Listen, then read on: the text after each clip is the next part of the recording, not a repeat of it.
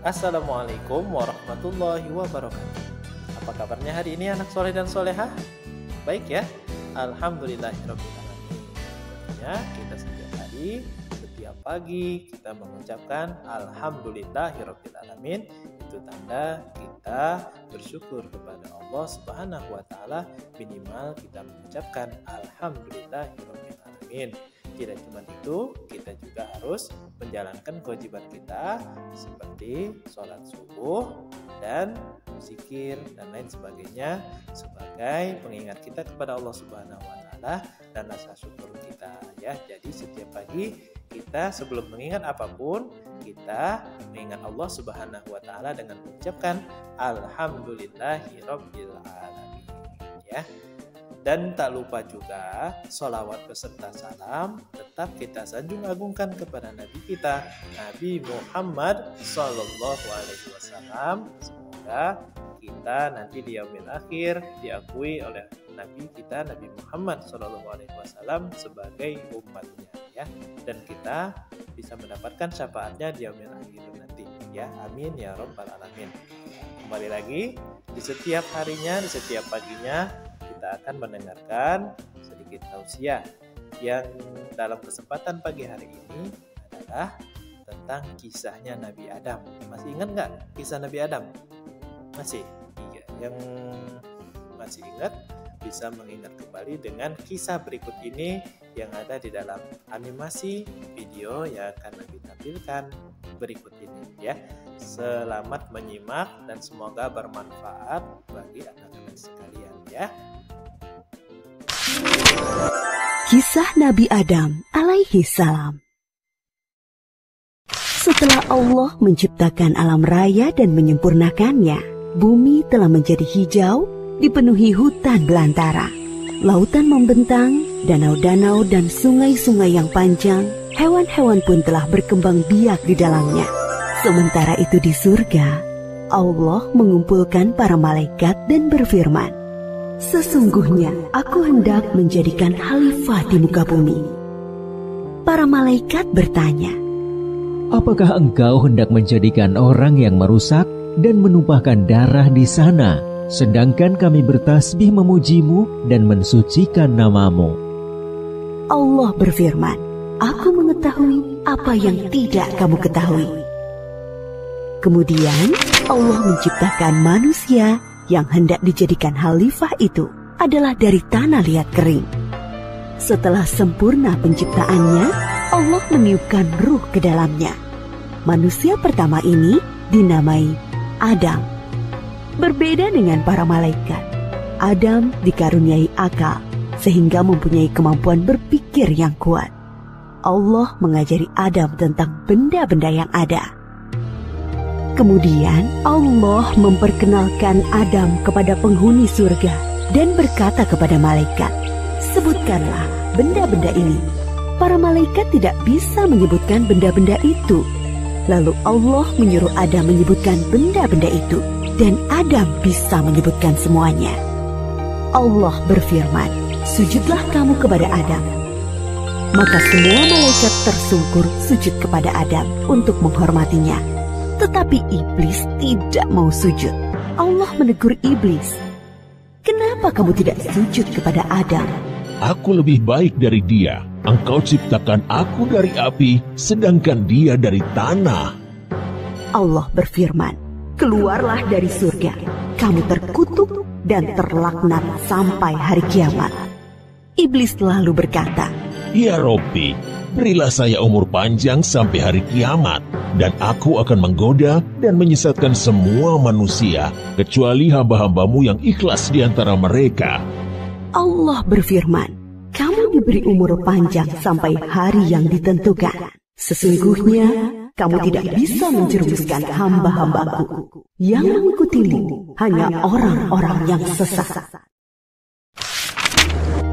Adam tinggal dengan bahagia di surga. Kemudian Allah menciptakan Hawa, wanita pertama dari tulang rusuk Adam. Semakin bahagia, Adam dan Hawa tinggal di surga.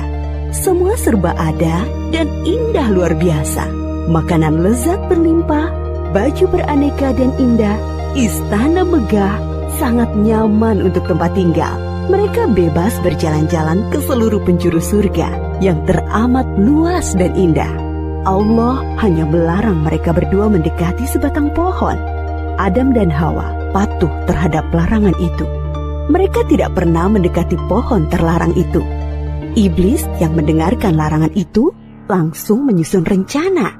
Dia berusaha sekuat tenaga dan menggerakkan segenap pikiran untuk menjerumuskan Adam dan Hawa agar melanggar larangan Allah.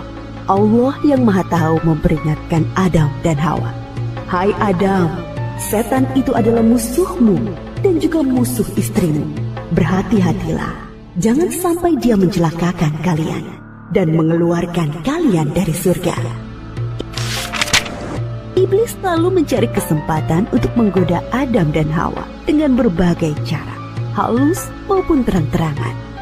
Dia berusaha agar mereka berdua melanggar larangan Allah, mendekati pohon terlarang. Iblis berkali-kali membujuk mereka dengan bersumpah bahwa dia hanya menginginkan kebaikan dengan kebahagiaan Adam dan Hawa. Iblis berkata, Pohon kuldi adalah pohon kekekalan. Jika engkau memakan buahnya, maka akan kekal seperti para malaikat di surga. Dia juga berkata akan menunjukkan kepada mereka kerajaan yang kekal. Begitu gigihnya iblis membisikkan rayuan-rayuannya. Akhirnya Adam dan Hawa tergoda untuk memakan buah dari pohon terlarang itu. Begitu mereka mencicipi buah itu, hilanglah baju indah yang mereka kenakan. Mereka sangat malu dan seketika takut kepada Allah. Mereka menutupi tubuh mereka dengan daun-daun surga.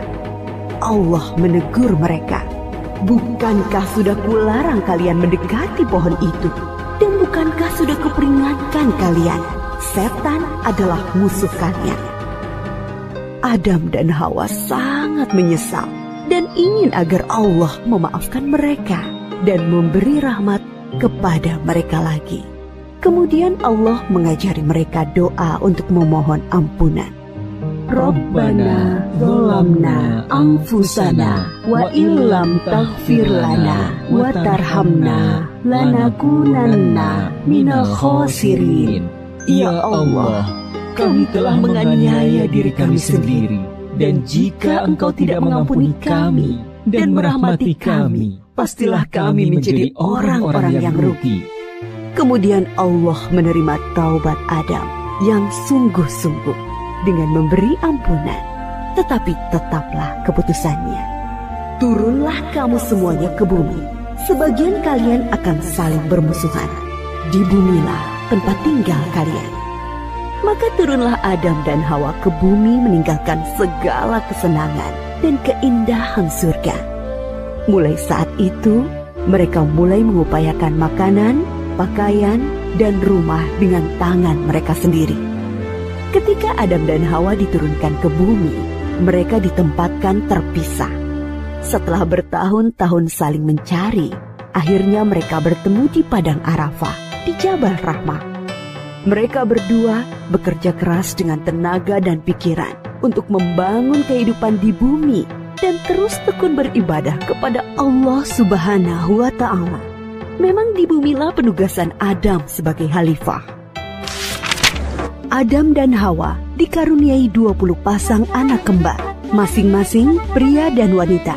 Sejak saat itu, manusia terus berkembang di bumi dengan mengemban tugas sebagai khalifah atau pengatur alam raya. Kisah Nabi Adam ini mengingatkan kita bahwa iblis dan setan-setan pengikutnya akan terus gigih berusaha agar sebanyak-banyaknya manusia menjadi sesat dan masuk neraka bersama mereka kelak. Namun jangan takut, godaan iblis dan pasukannya tidak mempan terhadap orang-orang yang ikhlas berserah diri kepada Allah.